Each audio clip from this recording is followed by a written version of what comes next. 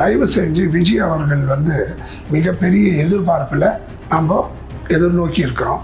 சின்ன நபர், சிறு வயது, 200 கோடி 250 கோடி சம்பளம் வாங்கக்கூடிய தன்னிறைவு பெற்ற ஒரு மனிதர். அவர் அரசியலுக்கு வந்தால் செல்வ பெருந்தகையும் மற்றவர்களும் ஒன்றியம்ன்றதை விட ஒரு மோசமான கேவலமான ஒரு நிலை உலகத்தில் இல்லை. உண்மை யூனியன் ஸ்டேட்ஸ் ஆஃப் இந்தியா தான். உங்களை நீங்க நியாயப்படுத்திட்டு ஏதோ பழமை நடத்திட்டு போங்க, அதை பத்தி இல்லை. உங்க கூட இருக்கிற துரைமுருகன், சாட்டை துரைமுருகன், நான் பெருமையா சொல்றேன், கௌரவமா சொல்றேன். யூடியூபர்ஸ் அவருக்கும் ஒரு பேர் வச்சிருக்காங்க, மாமா பையன். இவருடைய போனை தட்டி போடுங்கன்னா அது தப்பு. ஆனா துரைமுருகன் ஒரு குற்றவாளி, குற்றவாளியோட போனை தட்டி போடுறதுல என்ன பிரயோஜனம்? தப்பு. எனக்கு தெரிஞ்சு தமிழக வரலாற்றுல இன்ன வரைக்கும் கூட்டணி இல்லாம ஒரே கட்சி நிக்குதுன்னா அது நாம் தமிழர் கட்சி தான். கூட்டணி இல்லாம நிக்கிறது இல்ல, தனிமைப்படுத்தப்பட்ட கட்சி உங்களுது. உன் பையனை எடுத்துட்டு போய் தமிழ் தேசியம் பேசிட்டு எடுத்து போய் இன்டர்நேஷனல் கான்வென்ட்ல படிக்க வச்சுட்டு தமிழை வீட்டில் படிக்க வைக்கிற, தமிழ்நாட்டில் தமிழ் வழி கல்வி இல்லைன்ற இது ஒன்று போதாத நீ போதும் ஆசாமி 24 மணி குடிக்கார சொல்றது.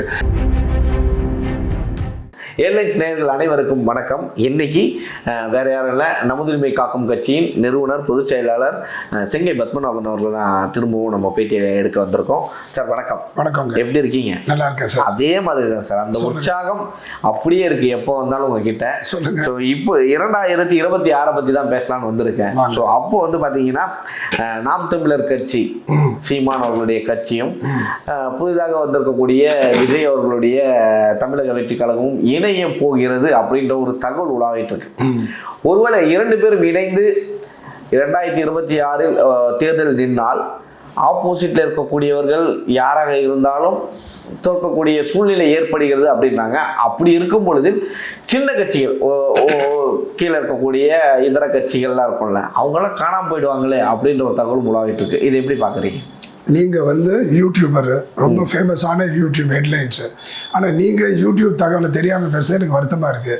இப்போ நாம் தமிழர் கட்சின்ற கட்சிக்கு பேர் நாம் தமிழர் கட்சி அல்ல, அது 2 பேர் வச்சுட்டாங்க. ஒரு கட்சிக்கு ஒரு பேர் போய் 2 பேர் வந்துச்சு. நாம் தமிழர் தெலுங்கர் கட்சின்னு சொல்கிறாங்க. தெலுங்கு சேர்த்துக்கிட்டாங்க. நான் சேர்க்கலாங்க, யூடியூபர்ஸுங்க. யூடியூபர். அதே மாதிரி நாம் தடவும் கட்சின்னு சொல்லிட்டு இருக்காங்க.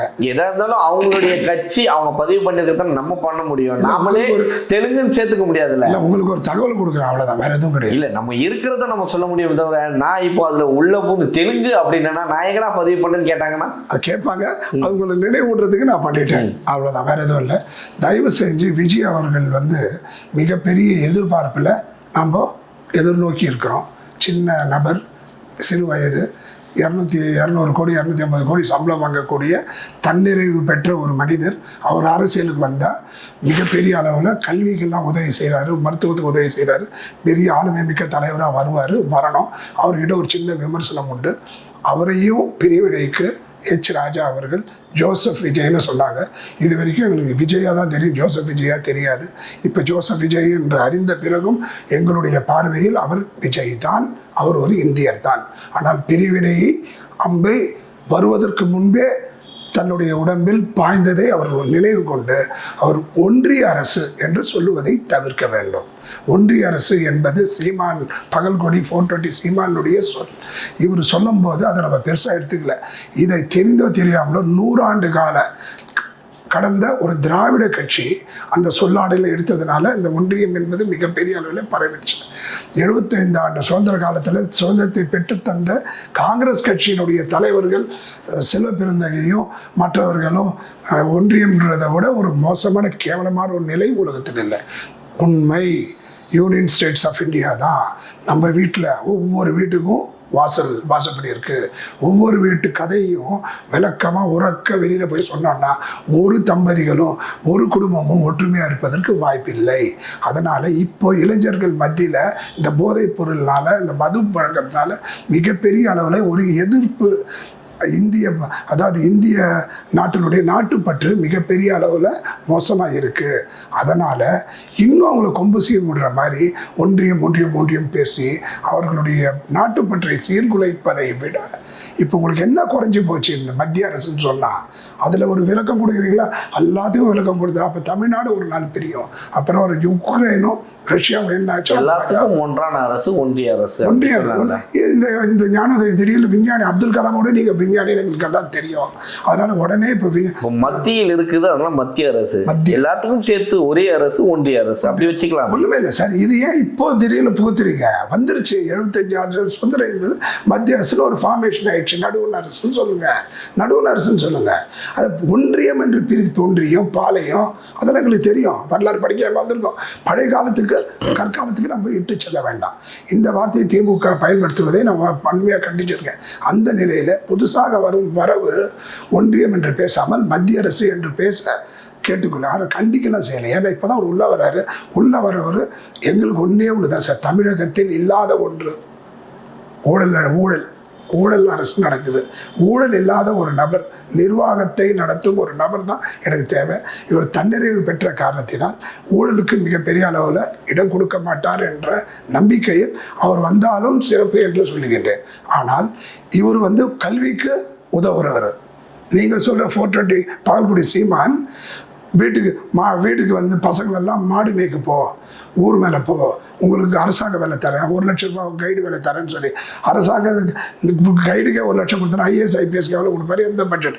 அவர் ஒரு பகல்குடி. முதல்லலாம் அவர் தவறுதலாக பேசுறாரு, அறியாமையில் பேசுறாரு, சினிமாக்காரர் தானே, புரிதல் இல்லை. தமிழகத்துக்கு ஆட்சி மொழின்னு தமிழ்னு தெரியாத ஒரு ஞான சூன்யம்.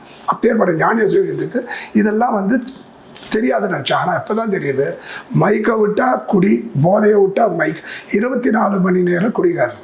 அப்பேற்பட்ட குடிகாரரை நீங்கள் விஜயோட ஒப்பிட்டு அவர் கூட சேருவார், இவர் கூட சேருவார்னு ஏதோ 2 குடிகாரம் பேசிட்டு இருக்கிறத நம்ம இங்கே விவாதம் பண்ணுறது சரியில்லை என்பது. எந்த இளைஞர்களை ஒரு மாடு மேய்க்க அனுப்ப சொன்னார்? அத்தனை பேர் அவருடைய பார்த்துருக்குமா? இல்லை 24 மணி நேரம் குடிப்பார். நான் ஒரு திருடன்னு ஒருத்தர் சொல்கிறான், அதுக்கு மேடையில் ஒரு தள்ளாடி ஏறினார். நீங்களே சொல்லுங்களேன். முடியும், கேட்டுட்டீங்களே, நீங்கள் கேட்டீங்க. தயவு செஞ்சு நீங்கள் திருப்பி போய் யூடியூப் உங்கள் நண்பர் எனக்கு ஏதாவது மேடையில் ஒரு தள்ளாடிட்டு வந்தார் மட்டும் தள்ளாடிட்டு வந்தார். தள்ளாடிட்டு பேசுகிற வீடியோ தமிழ்நாட்டில் இருக்க குழந்தையிலேருந்து முதியோர் வரைக்கும் எல்லாருக்கும் தெரியும். தமிழக முதல்வர் பேசும்போது சில நேரம் அப்பெல்லாம் பார்த்துருவீங்க அப்படின்னு தான் பேசுவாரு. அது சொல்லி குடிச்சிட்டு வந்துடான்னு சொல்லிட முடியுமா நம்மளால? ஏங்க உலகமே சப்ப கட்டாதி விட்டுருங்க. உலகமே தெரியும் அவர் குடிகாரன்னு சொல்லிட்டு அவன் கூட இருக்கவன் சொல்லிட்டா இருக்கிறவங்களாம் சொல்றாங்க உப்பு கண்டம் போட்டுட்டு குடிச்சு கூட்டத்தில் பூமி அடிச்சுட்டு குடிப்பாங்கன்னு சொல்லி. எனக்கு பிடிக்கல வச்சுங்களேன். இப்போ நீங்க பேசுறீங்க நல்லா, நம்ம 2 பேரும் அரசியல் இருக்கும். நான் உங்ககிட்ட இருந்து பிரியும் போது நான் உங்களை பத்தி தப்பா தானே பேசுவேன். சொல்லி அப்ப நான் பேசுனதெல்லாம் உண்மை நீங்க ஒத்துக்கிறீங்களா? அப்படி சொல்லி உங்களை நீங்க நியாயப்படுத்திட்டு ஏதோ பழப்பு நடத்திட்டு போங்க. அதை பத்தி இல்லை. உங்க கூட இருக்கிற துரைமுருகன், சாட்டை துரைமுருகன் நான் பெருமையா சொல்றேன், கௌரவமா சொல்றேன். யூடியூபர்ஸ் அவருக்கும் ஒரு பேர் வச்சிருக்காங்க, மாமா பையன்.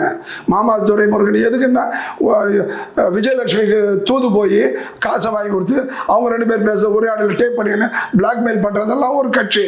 நேற்று வந்திருக்காரு இடும்பாவன கார்த்தி, ஒரு பொண்ணை காதலிக்கிறாரு, கர்ப்பாகிறாரு, அதை கல்யாணம் பண்ணிக்கோன்னு கேட்குது. அடுத்த கொஞ்சம் பொறுத்துக்கோன்றாரு. இது அரசியலை பொறுக்க முடியாது. அன்னைக்கிட்ட நான் சொல்லிடுவேன்னா நானே சொல்லிட்டேன். அப்போ அண்ணன் என்ன சொன்னார்னு கேட்டேன். அந்த நொண்ணை என்ன தெரியுமா சொல்லியிருக்கு, உங்களை பற்றி ஃபேஸ்புக்கில் சமூக வலைதளத்தில் அவர் அந்த மாதிரி பேசியிருக்கு.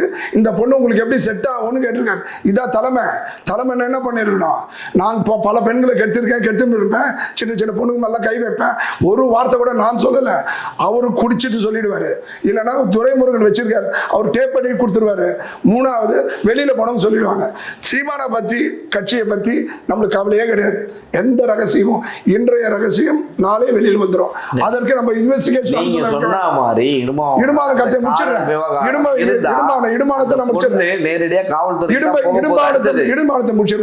ஒரு தலைவருடைய கொள்கையை பத்தி பேசுறேன். அவர் என்ன சொல்லணும், நீ தொட்ட கர்ப்பமாச்சு கல்யாணம் பண்ணிக்கோ என் தலைமையில அப்படின்னு சொல்றதை விட்டுட்டு அவர் ஃபேஸ்புக்கில் நீ கொடுத்துட்ட, சமூக வலைதளத்தில் கொடுத்த பொண்ணு செட் ஆகுமான்னு கேட்கறது. அப்போ உறவு கொடுக்கும். இது எதுல வந்திருக்கு? ஆடியோ நீங்க கேட்டீங்களா? ஆடியோ தான் கேட்கிறேன். ஆடியோவை கேட்டீங்க. அந்த ஆடியோ சில பேர் இப்போ லேட்டஸ்டா ஆப் இருக்கு. ஆமா, சோ அது மூலமா கூட டெக்னாலஜி நீங்க கதை கட்டிடுங்க. துரைமுருகன் அதுக்கும் ஆப் வச்சிட்டாரு. இல்ல இந்த ஆடியோ எப்படி வந்திருக்கு நீங்க சொல்லுங்க பாருங்க. ஒரு நிமிஷம் சார், அதான் சார் சொல்ல வரேன். துரைமுருகன் உங்களுடைய மொபைல் இருக்கு, பண்ணிட்டாங்க. துரைமுருகன் சொல்றாரு, சாட்டை துரைமுருகன் என்கின்ற மாமா துரைமுருகன் பலரால் சொல்லக்கூடிய அந்த துரைமுருகன் சொல்றாரு, இந்த அவர் சொல்றாரு அவருடைய காணொலியில, சாட்டை காணொலியில, அவருடைய இது சாட்டை வீடியோல சார் வீடியோல பேசுறாரு. என்னுடைய கைதுக்கு போலீஸார் வந்து கைது பண்றாங்க, கைது பண்ணி எங்கிட்ட இருந்து எடுக்கிறாங்க, எடுத்து நானும் என் கட்சிக்காரர்களும் நானும் என் தலைவரும் நானும் என்னுடைய உறவினர்களும் பேசி அத்தனை வீடியோவையும் அவங்க எடுத்து வெளியில விட்டாங்க. இதான் தற்கால அரசியல், இது மோசமான அரசியல். அரசாங்கம் வந்து சரியா செயல்படலன்னு சொல்றீங்க, காவல்துறை செயல்படலன்னு சொல்றீங்க. அவங்க எடுத்து தனிப்பட்ட நபருடைய மொபைலை வந்து எடுத்து அதுல இருக்கக்கூடிய லீக் அவுட் பண்றதுதான் ஒரு வேலையா? அது யார் அந்த மொபைல் தான் எடுத்தாங்கன்னு எப்படி கன்ஃபார்ம் பண்ணி எப்படி தெரியும்? நான் சொல்றேன், மனித உரிமையினுடைய போற்றுகின்ற ஒரு தலைவன். நான் மனித உரிமை அமைப்பதை ஆரம்பிச்சேன். ஜெயலலிதா அவர்கள் வந்து தடை பண்ணதுனால மனித சங்கிலின்னு போய் இன்னைக்கு நாங்க வந்து நமது உரிமை கட்சியா மாறி இருக்கோம்.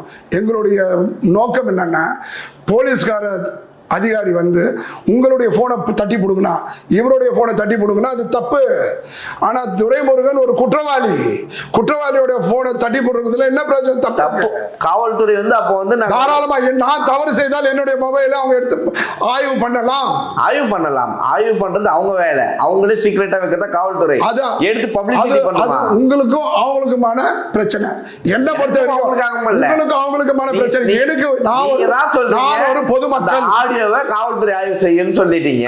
காவல்துறை தவறு செஞ்சிருக்கான்னு தான் கேட்க வரேன். நான் ஒரே நிமிஷம், நீங்க தப்பு பண்ணீங்களா அவங்க தப்பு பண்ணீங்களா உங்க டிபார்ட்மெண்ட்டே கிட்ட சாட்டை துரைமுருகனுடைய பதில் கொடுக்கறத வாங்கணும்ல. சாட்டை துரைமுருகன் மொபைல்ல இருந்து தான் இந்த ஆடியோ எல்லாம் எடுத்துட்டாங்கன்னு ஏதோ வச்சு சொல்றாரு. அவரே சொல்றாரு சார், விடுங்க சார், நீங்க சொல்லிருக்காரு. அவரே சொல்லிட்டாரு அவருடைய சேனல்ல வெளியில வந்துட்டு சாட்டை சேனல்ல சார் நீங்க பார்க்கலன்னா விட்டுருங்க. நான் சொல்றதை கேளுங்க. ஒன்னும் சாத்தியம். நீங்க வந்து 24 மணி நேரம் பிஸியஸ்ட் பர்சன். உங்களுக்கு சில நேரங்கள்ல சில தகவல் லேட்டா வரும், தப்பு இல்லை, நான் ஏற்கிறேன். ஆனா இந்த தகவல் கேட்டுக்கோங்க.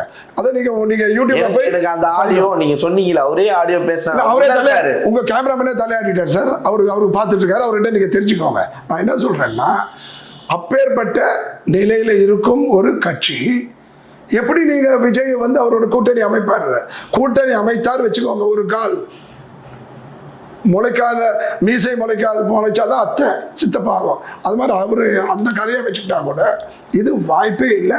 அவர் எந்த அப்படி வந்தாருன்னா அவருடைய சீனியர் 420 சீமானாக கருதப்படுவார். அதனால அவர் போக மாட்டார். போனால் மக்களுடைய பார்வை அவரையும் ஒரு 2வது சீமான்னு எடுத்துருவாங்க. நிறைய இடத்துல நான் தேர்தல் அப்போ போயிருக்கேன். இப்போ சமீபத்தில் மக்கள் இது நடந்துச்சு, அந்த எலெக்ஷனுக்கும் நான் போனேன். போகும்பொழுது நிறைய யங்ஸ்டர்ஸ் வந்து சீமான் பேர் தான் உச்சரிச்சாங்க. அப்படியா? நீங்க போய் எப்படி பேட்டி எடுத்தீங்கன்னு தெரியல. நான் எடுத்தது விக்கிரவாண்டி, அரியலூர், இந்த சரௌண்டிங் எல்லா மதுரை, இது எல்லாத்தையுமே போயிருக்கேன். எனக்கு தெரிஞ்சு 100%ல 99% சீமான் பேர் வந்தே ஆகுது. நீங்க ஒரே ஒரு வேண்டுகோள் நெறியாளரிடம், ஒரு கேள்வி ஒரு தடவை மட்டும் சொல்லுங்க, எனக்கு புரியும். 4-5 வாட்டி ரிப்பீட் பண்ண வேண்டிய அவசியம். நீங்க சொன்ன கட்சி எதுவுமே இதுல வரலன்னு சொல்லுவாங்க. யங்ஸ்டர்ஸ் அதை நீங்க எப்பயோ கேட்டுட்டீங்க, ஏன் இன்னும் 2 இருக்கிறீங்க? நான் ஒண்ணு என்ன கேட்கிறேன்னா, விக்கிரவாண்டி தேர்தல் கடைசியாக முடிஞ்சது. ஒட்டுமொத்த நாம் தமிழர், தெலுங்கர் கட்சி, நாம் தடவும் கட்சியினுடைய அத்தனை கட்சியாரெல்லாம் அங்கே வந்தாங்க. வந்து என் ஆட்டத்தை பாருன்னு சொன்னார், குத்தாட்டானார், ஹிப்ஹாப் டான்ஸ்லாம் ஆடினார். உங்களுடைய ஆதரவு, நீங்கள் மானசீகமாக விரும்பும் அந்த நபர். ஆனால் இளைஞர்கள் 10,000 ஓட்டு தான் வந்திருக்கு. இளைஞர்கள் விக்கிரவாண்டியில் 10,000 பேர் தான் இருக்காங்களா? தயவு செய்து 2 லட்சம் கோடி 2 லட்சம் 3 லட்சம் இருக்கிற இதை முடிச்சிருங்க. இந்த கதையை முடிக்கிறதுக்குள்ள நீங்க அடுத்த பிஜேபி எழுதி வச்சுக்கோங்க. நான் என்ன சொல்றேன், இப்போ ஓட்டு வந்திருக்குன்னு கேட்கிறேன். நான் என்ன கேட்கிறேன் சார், இந்த நீங்க இளைஞர்கள் ஓட்டு போட்டாங்கன்னு சொல்றீங்க, அதுக்கு நீங்க பதில், நீங்க கேள்வி மட்டும் கேட்கணும், நான் அமைதியா இருக்கேன், நீங்க கேள்வி மட்டும் கேளுங்க. உங்க கேள்விக்கு பதில் வேணும்னா கேளுங்க. மத்தியில 10,000 ஓட்டு நான் என்ன முடிக்கிறேன் சார். இல்ல நீங்க கேட்டதுக்கே அதுக்குள்ளேயே நான் கேட்கிறேன், இதுக்கும் பதில் சொல்றீங்களா? இப்போ பிஜேபி எவ்வளவு ஓட்டு வந்திருக்கு? இப்போ இந்த உள் கேள்விக்கு நான் பதில் சொல்றேன். இனிமே எதிர்காலத்தில் நம்ம இன்னும் ஒரு 10-15 நிமிஷத்துல எடுக்கும் போது தயவு செஞ்சு ஒரு கேள்விக்கு பதில் வாங்கிட்டு அடுத்த கேள்விக்கு போங்க. இப்போ வந்து விக்கிரவாண்டி தேர்தலில் நீங்க இளைஞர்கள்லாம் நான் கேட்டவங்க எல்லாம் சீமான்னு சொன்னீங்க இல்லையா, அதுக்கு விக்கிரவாண்டியில் இருக்கிறது 10 லட்சம் 10,000 பேர் தானா? தயவு செஞ்சு புரிதல் அற்ற, கல்வி அறிவு சற்று குறைந்திருக்கின்ற அந்த மக்கள் தான் அவர் பேசுற அழகு மேடை தமிழ். நானே ஒரு மிகப்பெரிய ரசிகன் சீமானுக்கு. ஏன்னா தமிழை நேசிப்பவன் சீமானை வெறுக்க முடியாது. அது எந்த அளவுல இருக்கணும், அந்த தமிழ் நேசிப்போடு இருக்கணும். மூத்த மொழி, உலக மூத்த மொழி தமிழை நீங்க வந்து அழுகும் தேகத்தை கொண்டு நீங்க காப்பாற்ற போறன்ற புழுகு மூட்டிய இந்த மோசடி பித்தலாட்டத்தை நிறுத்துங்க. தமிழை பரப்ப போகின்றேன்னு சொல்லுங்க, அதை நான் ஏற்கிறேன். தமிழை காப்பாற்ற வந்த ஆபத்துன்னு சொல்லாதீங்க. உங்க உலக மூத்த மொழி, நீங்க யாருங்க தமிழை காப்பாற்ற?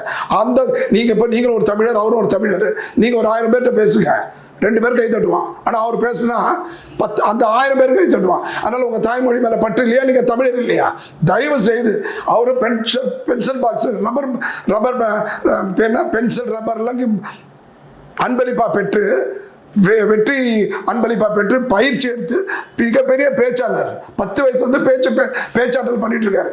அவருடைய தமிழுக்கு பாம்பு மகுடி ஊதுனா பாம்பாடும். அந்த மாதிரி இருக்கும்போது சீமான் அவர்களுடைய பேச்சுக்கு மயங்காத நபர்கள் தமிழா இருக்க முடியாது. ஆனால் அவர் 24 மணி நேரம் குடிகாரர், மகன் குடி. இப்போ உங்களுக்கு ஒரு பிள்ளை இருக்காரு, பிள்ளைக்கு ஒரு மாப்பிள்ளை எடுக்கிறீங்க, குடிகார மாப்பிள்ளை எடுப்பீங்களா? உங்க கார் இருக்கு, டிரைவரை கூப்பிடுறீங்க, குடிச்சிட்டு வந்தா போவீங்களா? நீங்க பஸ்ல ஏறீங்க, குடிச்சிட்டு வந்து ஒரு டிரைவர் ஓட்டுறாரு, ஏறுவீங்களா? விமானத்துல போறீங்க, பிரைவேட் பைலட் வந்து குடிச்சிட்டு வர ஏத்துப்பீங்களா? எதை வேணாலும் ஏத்துக்கலாம். நம்ம ஒரு உடம்பை இயக்கும் மூளையை மக்க வைக்கும் ஒரு மதுவை 24 மணி நேரம் உட்கொள்வர் வந்து குடிகார அரசியல். அவரை நம்ம எப்படி ஏத்துக்க முடியும்? வேணா உங்க குடும்பத்துக்கோ உங்க கூட்டத்துக்கோ தலைவர் ஏற்றுக்கோங்க. 12 கோடி தமிழக மக்களுக்கு, தமிழின மக்களுக்கு அவர் தலைவர் என்பதை ஏற்க முடியாது. ஐயநாதன் அவர்கள் மிகப்பெரிய தமிழ் தேசியவாதி, மாற்று கருத்தே கிடையாது. அவர் என்ன பண்றாரு? நாம் தமிழர் கட்சியில் இருந்துட்டு அவர் வெளியில வந்துடுறாரு. ஏன்னா இது போகாத ஊருக்கு வழி தேடுற கட்சின்னு. ஆனா என்ன தெரியல, அவரிடம் நான் வைக்கின்ற வேண்டுகோள், உங்க பேட்டியின் வாயிலாக, அவர் முந்தா நேத்து ஒரு பேட்டியில அவர் வந்து மறைமுகமா அவருக்கு ஆதரவு கொடுத்த மாதிரி சொன்னார். நான் இன்னும் அந்த ஆடியோ வந்து கேட்கலன்ட்டாரு. அவர் கேட்கலன்னு சொல்லிட்டு ஆடியோ கருத்தை ஒரு 80, 85, 90% கருத்து சொல்றாரு. முதல்ல எனக்கு தெரியல, நான் பார்க்கல, பட்ஜெட் வேலையிலேயே நான் மொழிகிட்டேன், 6-7 காணொலி கொடுத்துட்டேன், அதனால பார்க்கலன்னு சொல்லிட்டு தன்னை அறியாமல் உங்களை போல மாட்டிக்கிறாரு. அவரு என்ன பண்றாருன்னா 7-8 தடவை அவர் என்ன பண்ணிட்டாரு, இந்த 90 விழுக்காடு ஆடியோ பத்தி பேசுறாரு. நான் என்ன சொல்றேன், ஒரு சேனல்ல ஐயநாதன் என்றாலே பிஜேபி எதிர்ப்பு, திராவிட அரசியலுக்கு ஆதரவு, இப்படி பண்றவர் திடீர்னு இப்ப வந்து சீமான் அவர்களுக்கு ஆதரவா அவர் வந்து பெரிய தலைவர், அவருடைய தனிமனித ஒழுக்கத்தை வந்து சேர்க்காதீங்க, தனிமனித ஒழுக்கத்தை சேர்க்காதீங்க எப்படி சொல்லுவீங்க? நீங்க ஒரு நிறுவனம் வச்சிருக்கீங்க, நீங்க உங்களுக்கு உங்க சிஇஓ அப்பாயிண்ட் பண்றீங்க, அவர் வந்து உங்க நிறுவனத்தை நடத்த போறாரு, நல்ல படிப்பு இருக்கு, கோட் ஷூட்லாம் போட்டு வந்துடுறாரு, அரை நிமிடம் தான். அவர் என்ன பண்றாரு, உங்ககிட்ட ஆஃபீஸ் 6 மணிக்கு வெளியில போயிட்டு கற்பழிப்பு பண்ணாரு, செயின் அறுப்பாரு, கொள்ளடிப்பாரு, எல்லாம் பண்ணுவாரு. அது தனி மனித வாழ்க்கை. என் ஆபீஸ்ல 9 மணிலேருந்து 6 மணி வரைக்கும் கரெக்டா இருக்காங்க சொல்றது எவ்வளவு அபத்தமோ தரமற்றதோ. அதே மாதிரி ஐயநாதனை பத்தி சொல்லும் சார், அவருடைய வேண்டுகோள் சார். அவரை வந்து மிகப்பெரிய அளவுல கேளுங்க, சப்போர்ட் பண்ணல சார், சப்போர்ட் பண்ணல சார். எனக்கு என்ன டவுட்னா, சப்போர்ட் பண்ணலங்க, அவரை வேண்டுகோள் வைக்கிறாங்க. எனக்கு என்ன இப்போ ஒரே டவுட் வருதுன்னா, செங்கை பத்மநாபன் ஒருவேளை குடிச்சிட்டு வந்து பேசுறாரோ அப்படின்னு நீங்க நினைக்க. இந்த போலீஸ்காரங்க மெட்டல் டிடெக்டர் வச்சிருப்பாங்க, குடிக்கார, அதை வந்து காட்டுங்க, நான் வேணா ஊதுறேன். அதே மாதிரி நீங்க சொல்ற மாதிரி எடுத்துட்டு போய் சீமான் 24 மணி நேரம் குடிக்காரன்றீங்களா, நீங்களே ஒரு ஆளை கூட்டு போய் கண்டுபிடிக்கலாம்ல. எல்லாரும் உலக அறிந்த சார், கை புண்ணுக்கு எதுக்கு சார் கண்ணாடி? கை புண்ணுக்கு எதுக்கு சார் கண்ணாடி? சொல்லணும்ன்றதுக்காக 24 மணி நேரம் அவர் வந்து இப்படி ஐயநாதன் கூட இருப்பாங்க சார். அரசியல்னா 1000 கருத்து வேறுபாடு வரதா செய்யும். 1000 கருத்து வேறுபாடு அதுல ஒரு கட்சியில இருக்கும். அடுத்தவங்களை தாக்கி பேசினா மட்டும் தான் நம்மளும் நீங்க குடிச்சிருக்கீங்க அப்படின்னு சொல்லிக்கோங்க. மக்கள் கிட்ட விட்டுருவோம், நான் குடிச்சிருக்கா குடிக்கலையான்னு. அதேதான் நான் உங்களுக்கு சொல்றேன். சொல்ல வேண்டியது என் கருத்து. மக்கள் நானும் பொதுமக்கள் சொல்லுபவர்கள் எந்த நிலையில இருக்காங்கன்றத முதல்ல பார்க்கணும். சொன்னேன் சென்னை பத்மநாபன் குடிச்சிருப்பாரான்னு இங்க நான் இல்லன்னு பதறேனா, அதை மக்கள் பார்த்துப்பாங்க. அந்த மக்கள் பார்த்து காரி உமிழ்ந்ததை தான் சார் நான் உங்களுக்கு சொல்றேன். எனக்கு தெரிஞ்சு தமிழக வரலாற்றுல இன்ன வரைக்கும் கூட்டணி இல்லாம ஒரே கட்சி நிக்குதுன்னா அது நாம் தமிழர் கட்சி தான். கூட்டணி இல்லாம நிக்கிறது இல்ல, தனிமைப்படுத்தப்பட்ட கட்சி உங்களுக்கு. ஆனாலும் ஓட்டு விழுது சார். சார் 8 கோடி மக்கள்ல 30 லட்சம் ஓட்டு ஓட்டு சார் 15 வருஷம் ஆச்சு இல்லாம இருந்தது சார். நீங்க எனக்கு 3 வருஷம் 3% 8% ஆச்சு. எதை ஒப்பிடுறீங்க? நாம் தமிழர் கட்சி அங்கீகரிக்கப்பட்டிருக்கு சார் இந்த எலெக்ஷன்ல. என்னது அங்கீகரிக்கப்பட்டிருக்கு? அதுக்கு நான் இந்த மாதிரி நெறியாளர் கேட்டார். அப்ப நான் சொன்னேன் தமிழகத்தினுடைய வாக்கு சதவீதம் மிகப்பெரிய அளவில் குறை. பாமக அங்கீகரிக்கப்படல. என்னங்க நீங்க அவங்க கூட்டணியில் அளிக்கிறாங்க, அவங்க எப்படி அங்கீகரிக்கப்படும்? நீங்க பாருங்க, இப்ப சமீபத்துல பாத்துருப்பீங்களா எவ்வளவு சதவீதம் வந்ததுன்னு? அது கூட தெரியல. கணக்கு பண்ண முடியாது சார். எப்படி நெறியாளர் அவர்களே கூட்டணியில போனா தனிப்பட்ட முறையில் உங்களுக்கு தெரியாது, தனியார் தான் உங்களுக்கு தெரியும். அதிமுகவும் சொல்ல முடியாது, திமுகவும் சொல்ல முடியாது. 2 சீட் 1.5% இவருக்கு இருக்கு, யாரு கம்யூனிஸ்டுக்கு 1.5% 0.7% சிறுத்தை 10,000 ஓட்டு இருங்க, 10,000 ஓட்டு வாங்கியிருக்காங்க. நீங்களே சொல்லிட்டு எதுக்கும் முடிச்சு போறீங்க, மொட்டை தாலும் முடிங்க இருங்க சார். பாமக சீமானுக்கு இவருக்கு வாக்கு வங்கின்னு சொன்னீங்களே, விடுதலை சிறுத்தைக்கு 0.7% இருக்கு. அது அந்த சதவீதம் மட்டும் உறுதிப்படுத்தப்பட்டிருந்தா எந்த கட்சியும் விட கூட்டணி போக மாட்டாங்க. அவருக்கும் 30-40 லட்சம் இருக்கு, விடுதலை சிறுத்தைக்கு இருக்கு, நம்ம வைகோக்கு இருக்கு, கம்யூனிஸ்டுக்கு இருக்கு. ஆனா கூட்டணியில 30-40 லட்சம் தாராளமா இருக்கும். குறைச்சு மதிப்பிடாது கம்யூனிஸ்ட. நம்ம ஏன் 1.5 சொல்றோம்னா 1.2 சொல்றோம்னா அவங்க கூட்டணியில 2 சீட்டு 10 சீட்டு நிக்கிறதுனால குறையுது. இவரு மொத்தத்துல நிக்கிறாரு, அதனால தெரியுது. அப்ப நான் என்ன சொன்னேன் அந்த பேட்டியில, சதவீதம் குறைந்ததுனால ஒரு வாக்கு வங்கிக்கு ஏறிச்சு, அங்கீகாரம் தெரியுது. அதே உங்களுக்கு அதிக அளவில் சதவீதம் வந்திருந்தா எதிர்த்து எக்ஸ்போஸ் ஆயிருப்பாருன்னா அதுக்கு நெறியாளர் உங்களை போன்றவர் என்ன சொன்னார், இவருக்கும் கூடும் அல்லவான்னு சொன்னார். ஆமா, அப்போ சொல்லும் போது அவர் ஏற்கல, அவர் கணக்கு சொன்னார். Always 2 + 2 cannot be 4 always. அது வேற விஷயம், லாஜிக். அது அரித்மெட்டிக் ஓகே, லாஜிக் வேற. அப்போ இப்ப என்ன ஆகும், இவங்க என்ன சொன்ன இந்த சதவீதத்தை பத்தி பேசுவோம். கூட்டணி உள்ள இப்ப இந்த சபையில இருக்கிறதுனால அவங்க இது பண்ண முடியல. இதுல தனித்து நிக்கிறான்னு 82% யாருக்கு போச்சு? நம்ம விக்கிரவாண்டி தேர்தலில் உயர்ந்துச்சு. வாக்கு சதவீதம் 82%. யாருக்கு உயர்ந்திருக்கு? 82 ஓவரால் போலிங் சார். போலிங் 82% போட்டதுனால இவருக்கு வந்தது 5%. சரி, உங்க லட்சணம் புரியுதுங்களா? இதுதான் உங்க லட்சணம். எப்போ கேளுங்க, இந்த சதவீதம் கூட எத்தனை சதவீதம் என்ன சார் நீங்க பேசுங்க? அதான் 20%, 20% சொன்னீங்க. நீங்க 20% அவங்க எந்த இடத்துல இருப்பாங்க நீங்க யோசிச்சு பாருங்க. தனித்து நின்று ஒரு 5% எடுத்திருக்காரு.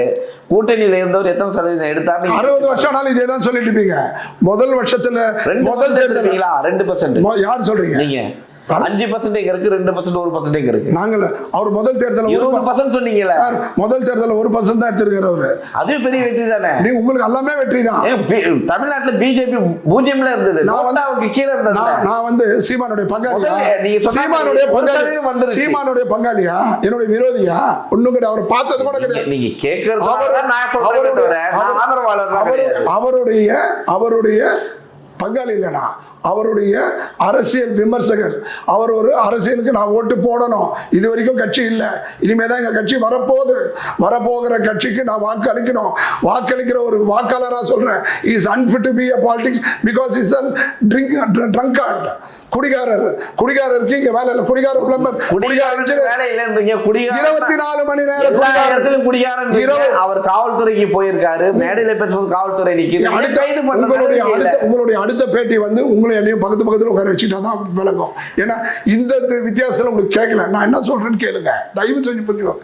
24 மணி நேரம் குடிகாரன் என்பது நீங்க விட்டுட்டு உங்க வசதிக்கு குடிகாரன் சொல்லலைங்க, 24 மணி நேரம் குடிகாரர்.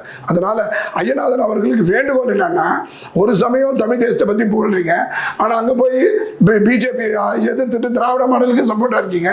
நிலையை உறுதிப்படுத்துங்க தயவு செஞ்சு. நீங்கள் கடந்த ஆண்டு சீமான் பாரதிய ஜனதாவோட ஒத்து போயிட்டாங்கன்னா நான் சீமான சப்போர்ட் பண்ணுவீங்களா? யார் சொல்றேன் சார்? இல்ல அப்படியே பண்ண மாட்டேன். unfit to be a politics ன்னு சொல்றேன். குடிகாரருக்கு இங்க வேலைகள் நாளைக்கு ஒரு கால் நீங்க சொல்ற மாதிரி நான் ஒரு குடிகாரனா இருந்தா நான் அரசியல் இருந்து புறக்கணிக்கப்பட வேண்டிய சக்தி. ஏன்னா என்னை இயக்குவது மூளை. அந்த மூளை 24 மணி நேரம் குடிக்கும் போதைக்கும் பயன்படுத்திட்டா நான் புறக்கணிக்கப்பட வேண்டிய சக்தி. அதே எலெக்ஷன் நேரத்தில் தான் குடிகாரனுக்கு பாட்டில கொடுத்து ஓட்டு போட சொல்றாங்க. அதை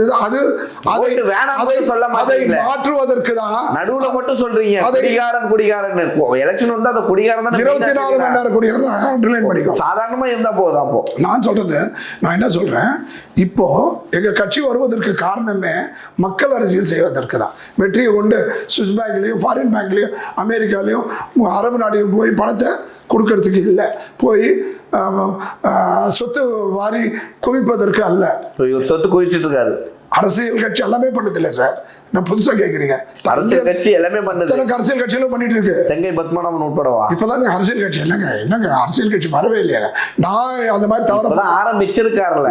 அரசியல் கட்சிக்காரங்க எல்லாம் போயிட்டாங்க. 40 வருஷம் சார் வரீங்க. 40 வருஷம் சார் அரசியல்வாதி. நான் எந்த கட்சியில போனாலும் எனக்கு 2ஆம் நிலை 3ஆம் நிலை எனக்கு கொடுக்க வாய்ப்பு இருந்து நான் போகாம தனியா ஒரு இயக்கமா இருந்தேன். ஒரு மனித உரிமை கட்சி இயக்கமா இருந்தேன். அது தடை செய்யப்பட்டது ஜெயலலிதா அவர்களால். அதுக்கப்புறம் பெயர் மாற்றம் திராவிட மனித சங்கிலி என்று பலர் கேட்டாங்க. திராவிடன்னு இருந்தீங்களே ஏன் போட்டீங்க?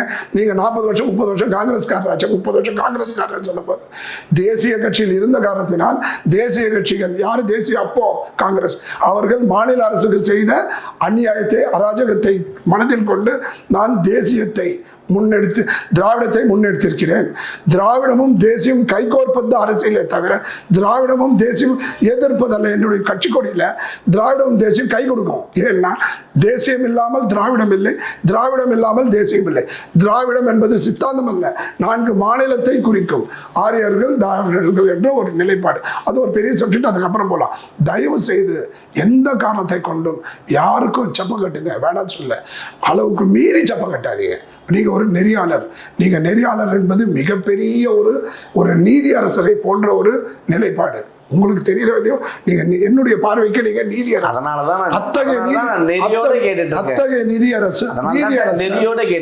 நீதியரசன் பல கேள்விகளை தொடுக்கலாம். ஆனால் தவறு என்று ஒரு பதில் வந்த பிறகும் அதை நீங்கள் அதை நிமிர்த்துவதற்கு முயற்சி எடுக்கக்கூடாது. நீங்க சொன்ன மாதிரி 1000 குற்றவாளிகள் தப்பிச்சாலும் ஒரு நிரபராதி வந்து தண்டனைக்கு உள்ள ஆகக்கூடாதுன்னு தான் சொல்லுவாங்கல்ல. அதை தான் நான் முன்னெடுத்து போயிட்டு 1000 குற்றவாளிகள் தப்பிக்கலாம், ஒரு நிரபராதி தப்பிக்கூடாதுன்ற ஒரு பழமொழியை கொண்டு ஒரு முறை 2 முறை வாதாடலாம். ஆனால் கண்ணுக்கு கை புண்ணுக்கு கண்ணு அடையதற்கு அதை போல நீங்க ஒன்றை சொல்றேன் சார், சீமானை பத்தி ஆராய்ச்சியே பண்ண வேண்டாம் சார். அப்படி இல்லை, அவர் செய்யறதை நாளைக்கு குடிச்சிட்டு கேளுங்க சார். நான் ஒண்ணு கேட்கறேன், அதுக்கு 420 நீங்க சொல்லுங்க. இதுக்கு நீங்க ஒரு பேர் கொடுங்க. 19 வருஷம் உங்க வீட்டில் நான் குடியிருப்பேன். ஒரு பெண் உங்க சகோதரி லோன் போட்டு வீடு வாங்கியிருக்காங்க, நான் உள்ள வந்திருக்கேன். 19 அது உனக்கு கொடுக்கல வீடு, இன்னொரு டைரக்டர் கொடுத்த வீடு, அசிஸ்டண்டா உள்ள போந்தேன். அவர் ஜெயிச்சுட்டு வெற்றி படம் வாங்கி சொத்து வாங்கி போயிட்டாரு. அண்ணா எனக்கு அந்த வெற்றி எனக்கு வரட்டும்னு சொல்லிட்டு அதில் போய் நீங்கள் குடிகளை கொடுத்துட போறீங்க. 19 வருஷம் வாடகை விட்டு கட்டாம நீதிமன்றம் தலையிட்டு உங்ககிட்ட வாடகை 10 நிமிஷம் வாடகை இல்லாமல் சாவி எடுத்து அந்த பொம்பளை கொடுத்து காப்பாது. நீங்கள் 420 இல்லாமல் எந்த 20 நிறுத்துங்க. 2வது விக்னேஷ் என்ற ஒரு பையன் சொல்லி வெறுத்து போச்சு. உங்க கேள்விக்கோசம் சொல்றேன். அவர் 18 வயசு பையன், அவனுக்கும் காவிரி மீட்புக்கு என்ன சார் அந்த புரிதல் இருக்கும். அவனை உஸ்பேத்தி விட்டு அவனை சாவடிச்சு அவங்க வீட்டுக்கு கோடி கணக்கில் வசூல் பண்ணி அதை அவங்களுக்கு 5 லட்சம் 10 லட்சம் கொடுத்துட்டு திமுக அதிமுக அந்த 3 லட்சம் 2 லட்சம் கொடுத்துருக்கோம், நான் எவ்வளோ கொடுத்துருக்கேன்னு சொல்லிட்டு அந்த அம்மாவுக்கு அந்த குடும்பத்தை தத்தெடுப்புன்னு சொல்லிட்டு கடைசியில் என்ன பண்ணியிருக்காரு, அந்த அம்மா விக்னேஷோட அம்மா கண் ஆப்ரேஷன் எவ்வளோ ஆகும்? 50,000 ஆகுமா 1 லட்சம் ஆகுமா? அந்த அம்மா போய் ஆப்ரேஷன் பிரச்சனையில் பல பணம் பிரச்சனையில் போய் பண்ணியிருக்காங்க. இதை ஒரு 1 லட்சம் கொடுத்து 2 லட்சம் கொடுத்து உனக்கு தான் 2.5 லட்சம் ரூபாய் கொடுத்து வாடகை கொடுக்குறீங்க. நீ தானே சொன்ன பிச்சை எடுத்து வாழ்றேன்னு. பிச்சை எடுத்து வாழ்றவனுக்கு 2 லட்சம் வீடு தேவையா? பிச்சை எடுத்து கட்சி நடத்துறேன்னா கூட கேள்விப்பட்டிருக்கேன். செம்பு இது தகரம் வரும்போதே உண்டியல் பண்ணிட்டான், உண்டியல் கண்டுபிடிச்சா கம்யூனிஸ்ட்காரன்னு சொல்றதெல்லாம் நாங்கள் வரவேற்கிறோம். ஆனால் நீ ஊரில் கொள்ளையடிச்சிட்டு ஊரில் வசூல் பண்ணிட்டு 2 லட்சம் கொடுத்துட்டு சொகுசு பங்களாவில் வாழ்றது, உன் பையனை எடுத்துகிட்டு போய் தமிழ் தேசியம் பேசிட்டு எடுத்து போய் இன்டர்நேஷனல் கான்வென்ட்டில் படிக்க வச்சுட்டு தமிழை வீட்டில் படிக்க வைக்கிற, தமிழ்நாட்டில் தமிழ் வழி கல்வி இல்லைன்ற இது ஒன்று போதாத நீ போதும் ஆசாமி 24 மணி குடிக்காரன் சொல்றதுக்கு. 50 வருஷத்துக்கு முன்னாடியே காமராஜர் 20,000 கல்வியை திறந்திருக்காரு. மற்ற மாநில தலைவர்கள்லாம் வந்து நிறைய பண்ணியிருக்காங்க. நீங்க என்ன சொல்றீங்க? தமிழ் வழி கல்வியே இல்லைன்றீங்க. உங்க பையனை அந்த அம்மா கயல்விழி, அந்த அவருடைய மனைவி பாராட்டத்தக்க பெண்மணி. எந்த சமுதாயத்தில் தெலுங்கு சமுதாயத்தை விமர்சிப்பாரோ அந்த தெலுங்கு சமுதாயத்தை தாய்மொழியாக கொண்ட ஒரு பெண்மணி. இவருடைய பையனே வந்து வீரபிரபாகர் ஒரு தெலுங்கன் தான். அந்த பையனுக்கு சொல்லிட்டான், நீ ஊர் பையன் நல்லா கெடுத்துட்டு இருக்க, என் பையன் நீ கெடுத்துருவேன், என் அக்கா பையனை நீ கெடுத்துட்டு இருக்க, அதனால என் பையனை கான்வென்ட்ல சேர்க்கிறேன். இவர் போட போறாரா வேட்பாளர் 2023 எல்லாரும் இளைஞர்கள். அதுல முதல் வேட்பாளர் யார் தெரியுமா? அவருடைய மூத்தாருடைய பையன், 18 வயசு 19 வயசு. எப்ப அவனுக்கு பல 50 கோடி இருக்குன்னு சொல்றாங்க, கோடீஸ்வரன். அவன் சொத்து ஆசை ஆடைய போறதுக்கு அவனை தற்கொலை பண்ண செய்ய வைக்கிறதுக்கு இந்த சூழ்ச்சி இருக்கு. தயவு செஞ்சு அந்த குடும்பத்தை விட்டு விலகுமான கோரிக்கை வைத்தவன் நான். தயவு செஞ்சு புரிஞ்சுக்கோ. அவங்க ஒய்ஃபோட அக்கா பையன் 50 கோடி வச்சிருக்கான். உங்களுடைய மகன், உங்களுடைய நீங்க சொல்லிருக்கீங்களா? நான் கேட்டிருக்கேன், வேண்டுகோள் வச்சுக்க போயிடுமான்னு. உங்களுடைய மகன் அவங்க என்ன சொன்னாங்க? அது நல்ல முடிவு எடுத்தா அவங்க நல்லா இருப்பாங்க. நீங்க கொடுக்கும் போது அவங்க வேற ஏதாவது யோசிச்சிருந்தா? இல்ல அப்ப அவங்க ஒரு சரியான மனநிலையில இருக்காது அப்படின்னு கடவுள் மறுப்பதை என்னால் தர முடியாது. நான் முயற்சி தான் எடுக்க முடியும். நீங்க கொடுக்கும் பொழுது அவங்க அக்கா யோசனை இவருக்கு வந்து சரியான மனநிலையில இருக்காரா இல்ல ஹாஸ்பிட்டல்? உங்களை பத்தி சொல்லும் போது எங்க ஹாஸ்பிட்டல் பத்தி நினைக்கிறாரு, எங்க பைத்திய ஹாஸ்பிட்டல் பத்தி கேட்குறது. இப்போ நீங்க 50 கோடி நீங்களே அதுக்காக சொல்லுவாங்க. நீங்க வந்து ஒரு பழக்கத்தை கொண்டு வர்றேன், தயவு செஞ்சு கேள்வியை ஒண்ணு வைங்க, என் கருத்தை வாங்குகின்றேன், மீண்டும் மீண்டும் கேட்குறீங்க. அதனால நீங்க மனநோயாளி ஹாஸ்பிட்டல் போய் பயிற்சி பண்ணோம் அப்படின்றத நான் சொல்ல மாட்டேன். நான் சொல்ல மாட்டேன். அவ்வாறு நான் சொல்ல மாட்டேன். ஏன் சொல்ல மாட்டேன்னா, பாலா அவர்களுடைய எலெக்ஷன் நிக்காதீங்க சார். என்னங்க மாத்தி மாத்தி பேசுறீங்க? அவர் சொல்றாரு முதல் வேட்பாளராக நிக்க போகிறேன்னு சொல்றாரு, நிக்க போறேன்னு சொல்றாரு. நீங்க அதுக்கு பண்ண எந்த ஒரு அரசியல் கட்சி தலைவர் உலக அளவுல இதையாவது பேச கொடுங்க. ஒவ்வொரு பேச்சுக்கும் 1/2 நிமிஷம் 3/4 நிமிஷம் பிச்சை எடுக்க வேண்டியது. ஆகிய உலக அளவுல இருக்கிற அத்தனை தலைவர்களுடைய வாரிசும் ஒரு நிலைக்கு வந்ததுக்கு அப்புறம், படிப்பை முடிச்சு ஒரு ஏஜ் வந்ததுக்கு அப்புறம் தான் அரசியலுக்கு கொண்டு வருவாங்க. தமிழிசையில இருந்து ஸ்டாலின்ல இருந்து உதயநிதியில இருந்து உலக அவர் ராகுல் இருந்து பிரியங்கா காந்தி வரைக்கும் அதெல்லாம் சொல்லிட்டே போலாம். அதுக்கு நேரம் பத்தாது. ஆனால் இவர்கள் 19-18 வயசு பையன், அவனை எடுத்துட்டு போய் ஒரு அப்பனா இருந்தார், சித்தப்பான்றது ஒரு அப்பா ஸ்தானத்தில் இருக்கிறவன், அவரு விதவை தாய், அவருடைய பையனை ஆசை காமிச்சு போதையில இறங்கிட்டீங்கன்னா, புகழ் போதையில இறங்கிட்டீங்கன்னா, கஞ்சா போதையிலேருந்து வெளியே வரலாம், புகழ் போதையிலேருந்து வெளியே வர முடியாது. அது உங்களுக்கு தெரியாது இல்லை, பொது வாழ்க்கையில் இருக்கிறீங்க. அதனால அந்த போதையில் எடுத்துக்கொண்டு ஒரு சுயநலவாதி, அந்த சுயநலவாதியினுடைய தன்மையை உணர்ந்து மக்கள் அவரை புறக்கணித்து, முதல்ல நாங்கள் புறக்கணின்னு கேட்பேன், 10 வருஷம் 5-6 ஆண்டுகள். இப்போ மக்களால் புறக்கணிக்கப்பட்ட ஒரு கட்சி, அதை பற்றி நாம் அதிகம் பேச வேண்டிய அவசியம் இனிமேல் எழாது என்பதுதான் என்னுடைய கருத்து, என்னுடைய புரிதல். கண்டிப்பாக சார். இந்த நேரத்தில் வந்து ஹெட்லைன்ஸ் நேயர்களுக்கு உங்கள் நேரத்தை ஒதுக்கி பேட்டி அளித்ததுக்கு மிகப்பெரிய ஒரு நன்றி நாங்கள் தெரிவிச்சுக்கிறோம் சார்.